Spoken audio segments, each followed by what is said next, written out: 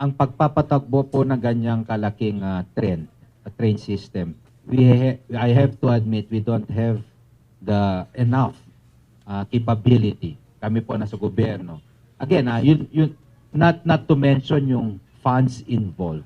Yung sabi nga ni Ma'am, iba po yung talagang Capex. capex na kailangan po dyan. At tayo parati nagbe-benchmarking tayo ng best practices around the world.